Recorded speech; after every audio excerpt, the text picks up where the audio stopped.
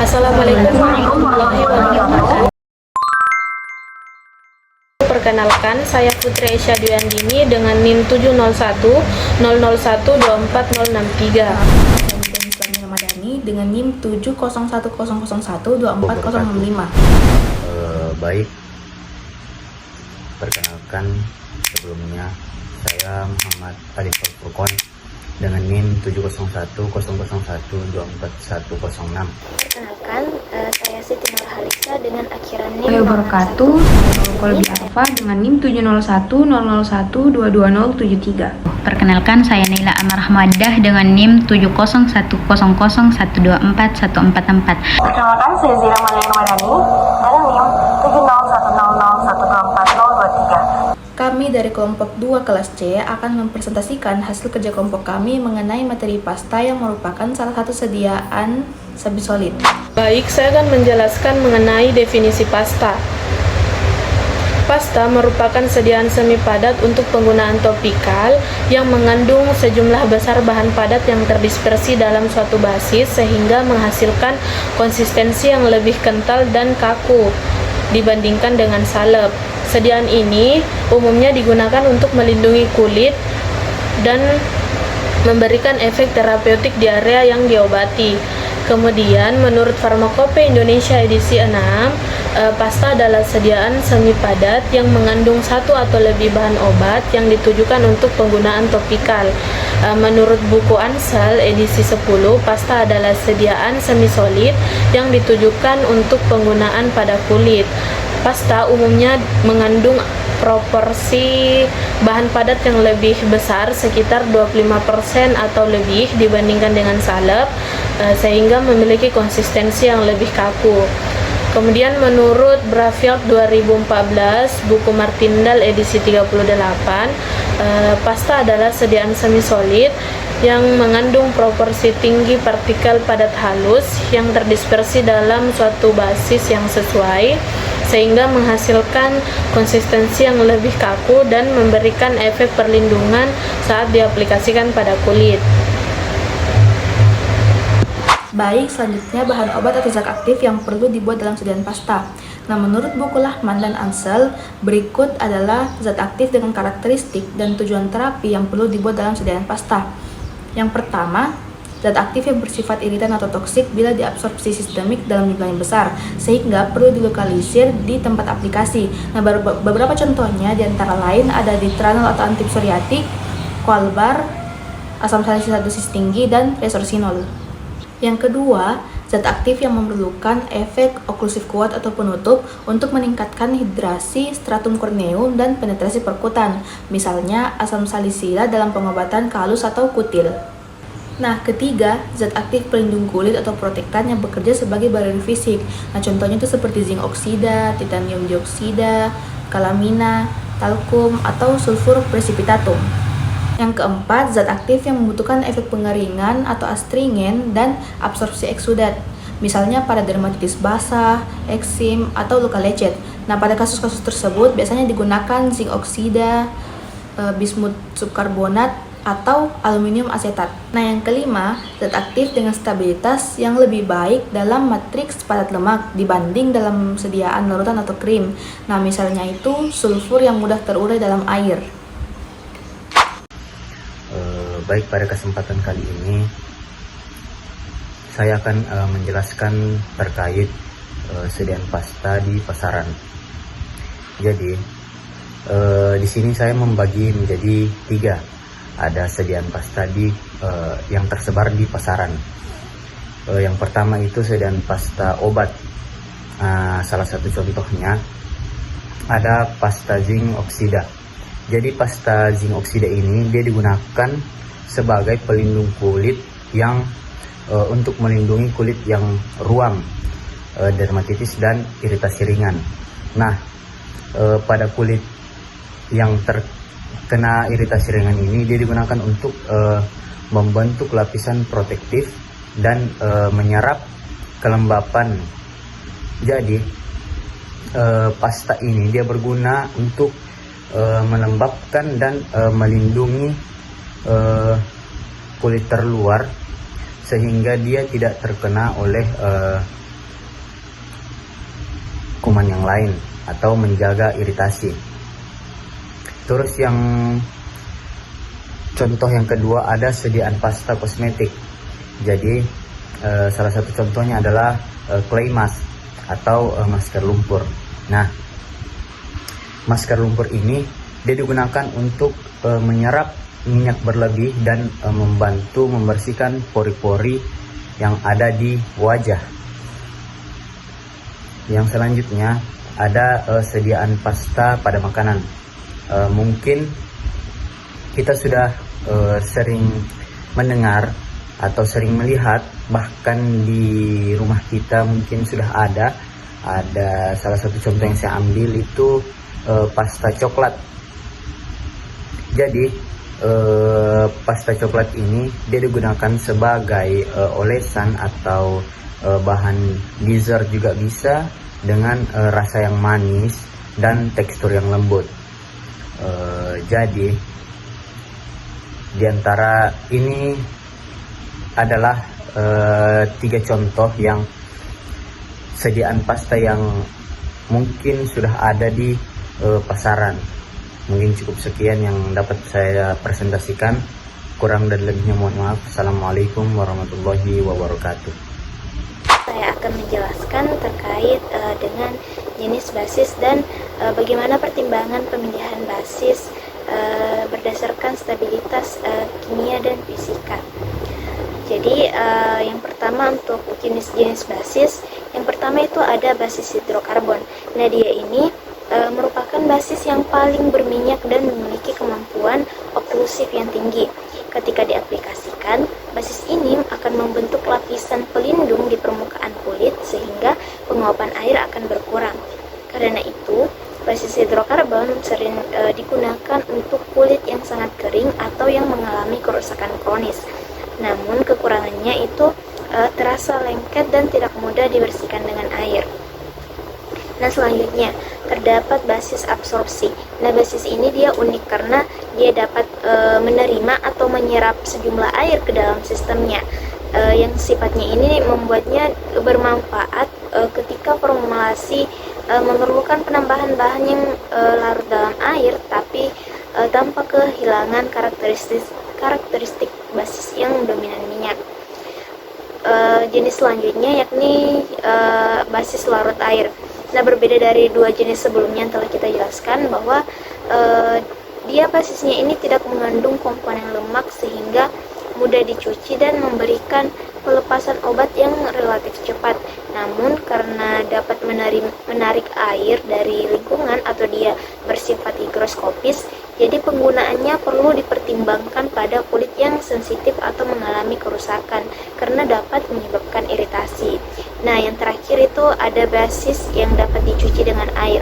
Nah, basis ini tuh umumnya gabungan dari atau kombinasi dari minyak dan air sehingga dia lebih nyaman digunakan, tidak terlalu berminyak serta lebih mudah dibersihkan setelah pemakaian. Baik, selanjutnya adalah pertimbangan pemilihan bahan tambahan berdasarkan stabilitas kimia dan stabilitas fisikanya. Jadi dalam formulasi semi-solid, bahan tambahan kita tidak pilih secara sembarangan. Setiap bahan harus mampu menjaga kualitas produk selama proses pembuatan hingga masa penyimpanan. Jadi pertimbangan yang pertama adalah stabilitas kimia. Jadi kalau dari stabilitas kimianya, zat aktif ini harus tetap berada dalam bentuk yang aman dan efektif tanpa mengalami kerusakan akibat reaksi kimia. Beberapa faktor yang dapat menyebabkan kerusakan antara lain seperti oksigen, air, cahaya, maupun interaksi dengan bahan tambahan lain. Jadi, jika stabilitas kimianya terganggu, potensi obat dapat menurun bahkan menghasilkan produk degradasi yang kita tidak inginkan. Nah, selain stabilitas kimia, kita juga perlu memerhatikan stabilitas fisika atau stabilitas fisiknya. Jadi, stabilitas fisik ini berkaitan dengan penampilan dan konsistensi sediaan. Produk harus tetap homogen, tidak terjadi pemisahan komponen dan tidak mengalami perubahan tekstur yang berlebihan selama penyimpanannya. Konsistensi yang baik ini penting agar obat mudah dioleskan dan dosis yang diberikan ini tetap seragam. Dengan demikian, tujuan utama pemilihan bahan tambahan adalah kita dapat memastikan produk tetap stabil, aman, dan efektif hingga digunakan oleh pasien. Baik, selanjutnya kita membahas terkait bahan tambahan. Jadi ada beberapa bahan tambahan yang kita tambahkan dalam formulasi sediaan pasta untuk mendukung kualitas sediaannya. Jadi salah satunya itu adalah humektan. Jadi humektan ini bekerja dengan cara menarik serta mempertahankan air di dalam formulasi. Fungsi ini untuk membantu mencegah sediaan mengering selama penyimpanan. Jadi selain menjaga karakteristik fisik produk, humektan juga memberikan efek melembabkan kulit sehingga dapat meningkatkan kenyamanan penggunaan, terutama pada pasien dengan kulit yang kering. Oleh karena itu, bahan seperti gliserin, propilen glikol banyak digunakan dalam formulasi topikal. Nah, bahan tambahan yang lain itu ada pengawet. Jadi pengawet ini sangat penting terutama untuk sediaan yang mengandung fase air, karena air ini dapat menjadi media pertumbuhan mikroorganisme. Jadi tanpa pengawet, produk berisiko terkontaminasi bakteri maupun jamur yang dapat menurunkan mutu bahkan membahayakan pengguna. Nah, jadi dapat dikatakan bahwa humektan ini berperan menjaga kadar air, sedangkan untuk pengawetnya dia berperan menjaga keamanan mikrobiologis produk. Baik, jadi selain humektan dan pengawet tadi, ada juga beberapa bahan tambahan yang lainnya, yakni antioksidan. Jadi bahan ini berfungsi untuk melindungi zat aktif maupun komponen formulasi lainnya dari proses oksidasi. Reaksi oksidasi dapat menyebabkan perubahan warna, bau yang berubah menjadi tengik maupun penurunan efektivitas obat. Oleh karena itu, antioksidan sering ditambahkan untuk memperpanjang stabilitas dan umur simpan produk. Nah, selanjutnya ada pengental.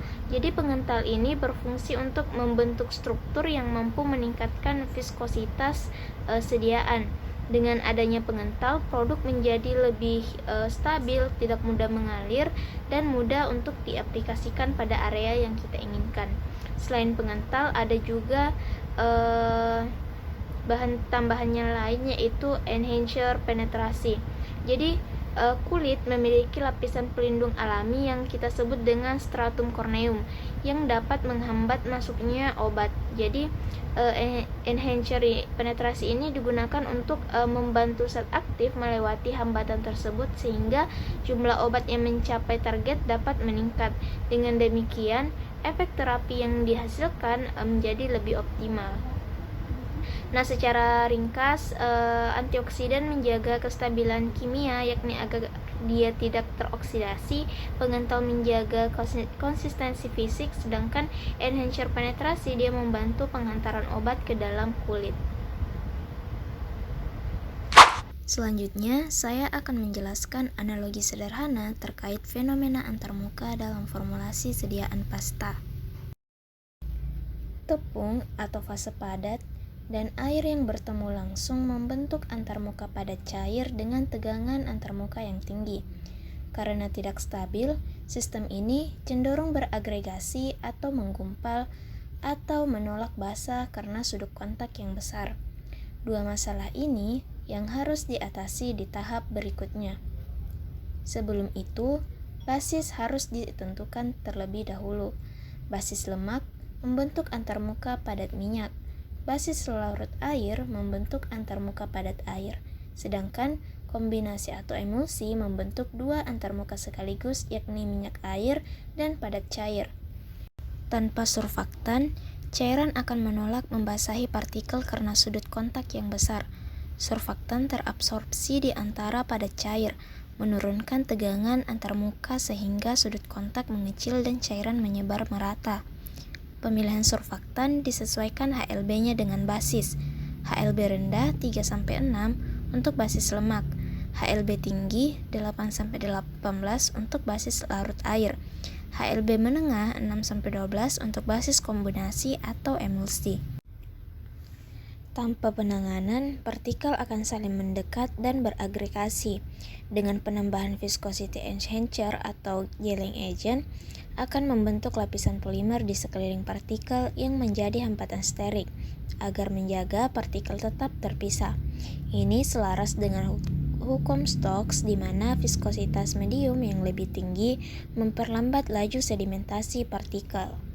Selanjutnya, dapat dilihat oksigen dan ion logam dari udara berdifusi ke antarmuka minyak udara atau minyak air, memicu reaksi radikal berantai pada lipid tak jenuh, sehingga produk menjadi oksidasi atau tengik. Untuk penanganannya tergantung basis.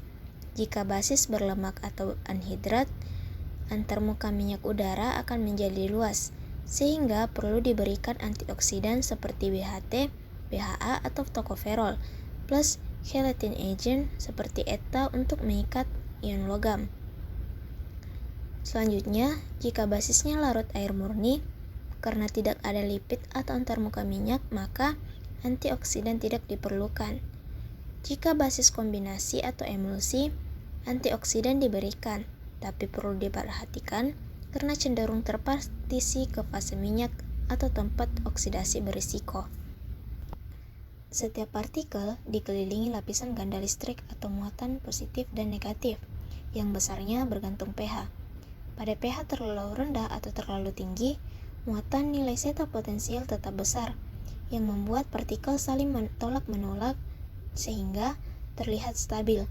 Namun, mendekati titik isoelektrik, muatan mendekati netral, sehingga nilai zeta potensial menjadi kecil, tolakan menjadi lemah, dan partikel beragregasi atau flokulasi. Dapar seperti sitrat atau fosfat berfungsi untuk menahan pH agar tetap di rentang yang menjaga nilai zeta potensial besar. Urutan ini penting karena pH atau dapar diberikan sebelum pengawet. Mikroba tumbuh di fase air, namun pengawet bisa terpartisi ke fase minyak dan menjadi tidak efektif di tempat yang seharusnya dilindungi. Ukuran ini dinyatakan dengan koefisien partisi K, yakni perbandingan konsentrasi pengawet di minyak terhadap di air.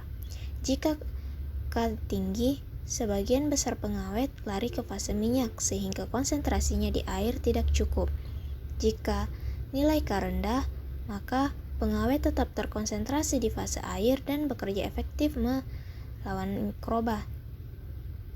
Pada basis larut air dan basis kombinasi atau emulsi yang memiliki air bebas, pengawet diberikan dengan dipilih berdasarkan K yang rendah hingga sedang. Sebaliknya, pada basis berlemak atau anhidrat murni yang tidak memiliki air bebas, pengawet umumnya tidak diperlukan karena mikroba tidak memiliki media untuk tumbuh. Warna dan pewangi ditambahkan paling akhir. Setiap komponen ini diperiksa apakah bersifat surface aktif atau tidak. Jika bersifat surface aktif, ia berisiko menggeser surfaktan utama yang sudah bekerja menstabilkan antarmuka sejak tahap sebelumnya, sehingga bisa mengganggu kestabilan sistem secara keseluruhan. Verifikasi akhir dilakukan untuk memastikan warna dan aroma sesuai dan tidak terjadi pemisahan fase, tidak ada flokulasi, dan stabilitas keseluruhan sediaan tetap terjaga sebagaimana yang sudah dibangun pada tahap-tahap sebelumnya. Nah, saya akan menjelaskan terkait uji mutu sediaan pasta. Adapun dalam menyusun ini, saya mengambil sumber dari e-book Pratiwi et al. Tentang teknologi sediaan obat dan jurnal dari Madinah et al. Tahun 2024. Nah, terkait uji mutu sediaan pasta. Pada sediaan pasta, terdapat beberapa uji mutu yang dilakukan untuk memastikan bahwa sediaan ini memiliki kualitas yang baik, kemudian tetap stabil selama penyimpanan, serta mampu memberikan efek terapi yang diharapkan. Nah, adapun uji yang pertama ini adalah uji organoleptik, yang dimana ini dilakukan pengamatan secara langsung menggunakan panca indera. Nah, adapun parameter yang diamati itu meliputi warna, bau, tekstur, dan homogenitas secara kasat mata. Nah, selain menggambarkan penurunan kualitas awal sediaan, perubahan warna atau bau juga ini dapat menjadi tanda adanya degradasi bahan aktif atau ketidakstabilan formulasi selama penyimpanan. Nah, selanjutnya ada uji pH. Nah, ini dilakukan untuk memastikan bahwa pH sediaan ini sesuai dengan pH fisiologis kulit, yaitu sekitar 4,5 sampai 6,5, sehingga sediaan itu tetap nyaman digunakan dan tidak menimbulkan iritasi. Adapun pengukuran ini dilakukan menggunakan pH meter.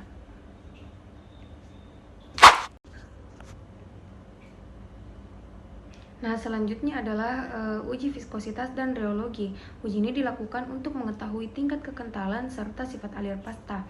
Nah, kedua parameter ini sangat penting karena mempengaruhi kemudahan aplikasi, kemudian kemampuan pasta melekat pada kulit, dan pelepasan zat aktif dari basisnya. Nah, jika viskositas itu terlalu tinggi, maka pelepasan obat ini akan lebih lambat. Sebaliknya, jika terlalu rendah, maka sediaan ini akan lebih mudah berpindah dari permukaan kulit. Nah, untuk pengujian ini umumnya menggunakan viskometer Brockfield dengan spindle yang dicelupkan ke dalam sampel pada kecepatan 30 rpm. Nah, selanjutnya yaitu uji daya lekat, yang dimana ini dilakukan untuk mengetahui seberapa lama pasta ini dapat menempel pada permukaan kulit. Semakin baik daya lekatnya, maka semakin lama pula kontak antara zat aktif dengan kulit, sehingga efek terapinya itu dapat berlangsung lebih optimal. Nah, pengujian ini dilakukan dengan meletakkan sampel di antara dua kaca objek, kemudian diberi beban dan dicatat waktu hingga kedua kaca itu terpisah. Nah, selanjutnya ada uji daya sebar. Nah, ini dilakukan untuk mengetahui kemampuan pasta menyebar pada permukaan kulit saat diaplikasikan. Nah, daya sebar yang baik ini akan membantu sediaan menutupi area kulit secara merata sehingga penggunaannya itu bisa menjadi lebih nyaman. Nah, pengujian ini dilakukan dengan memberikan beban tertentu pada sampel, kemudian diameter penyebarannya ini diukur. Nah, selain karakteristik fisik, kemampuan sediaan dalam melepaskan zat aktif itu juga perlu dievaluasi melalui pelepasan obat secara in vitro. Nah, pengujian ini umumnya menggunakan sel difusi Franz yang dilengkapi membran semi-permeabel untuk mensimulasikan proses pelepasan obat melalui kulit. Nah, hasil pengujian ini dapat menggambarkan kemampuan sediaan itu dalam melepaskan zat aktif dari basisnya.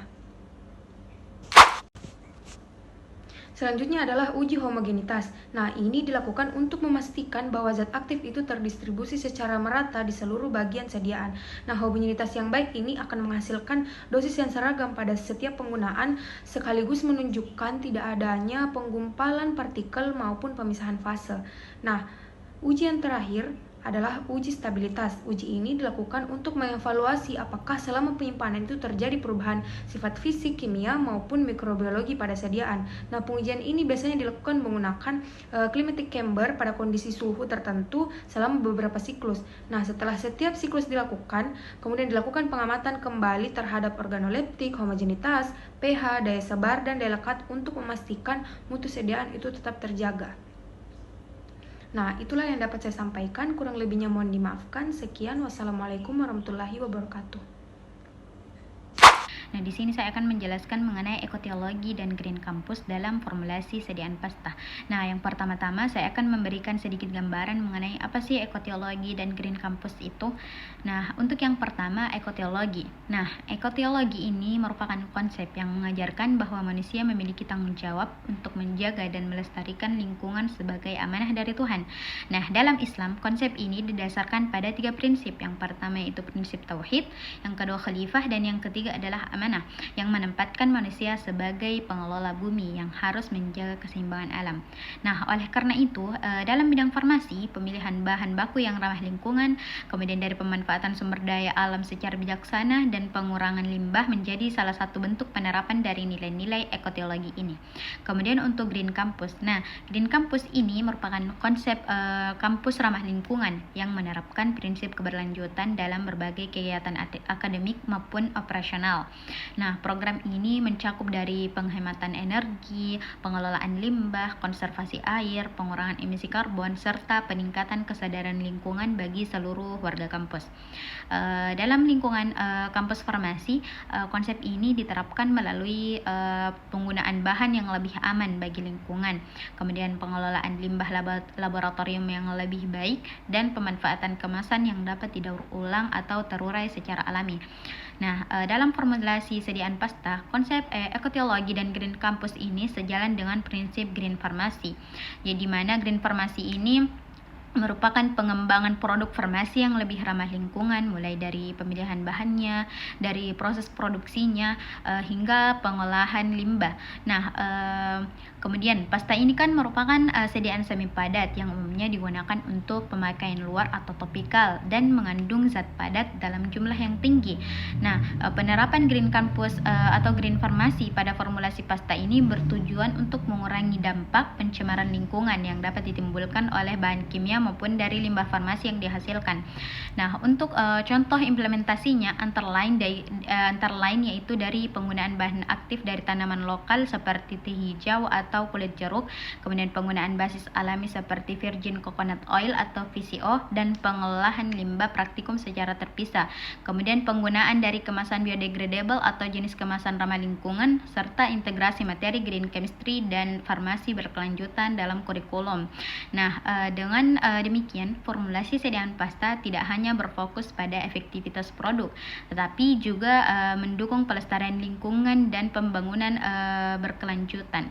Kemudian sekian dari pemaparan saya, kurang dan lebihnya mohon dimaafkan. Wassalamualaikum warahmatullahi wabarakatuh.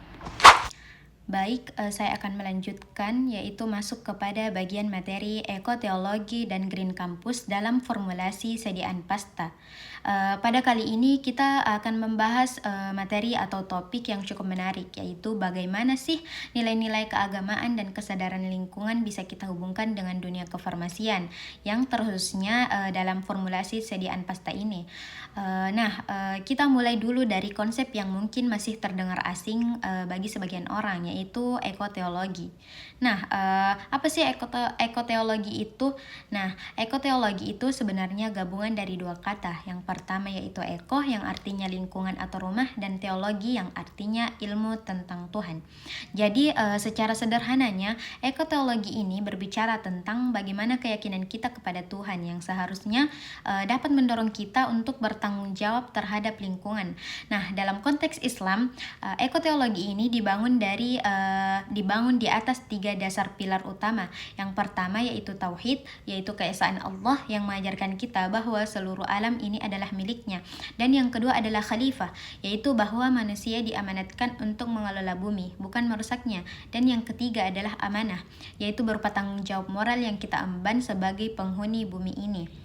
Kemudian Islam ini memandang alam semesta diciptakan dalam keseimbangan yang disebut sebagai mizan, dan kita manusia diberi tanggung jawab untuk menjaga keseimbangan itu. Bahkan setiap pohon, setiap tetes air, dan setiap makhluk hidup, semuanya ini bertasbih kepada Allah dan memiliki nilai spiritual. Yang menariknya lagi, dalam fikih Islam pun sudah dikenal konsep hima, yaitu kawasan lindung, dan harim, yaitu zona perlindungan sumber air. Dan ini menunjukkan bahwa Islam sudah punya sistem konservasi lingkungan jauh sebelum istilah sustainability menjadi tren di dunia modern.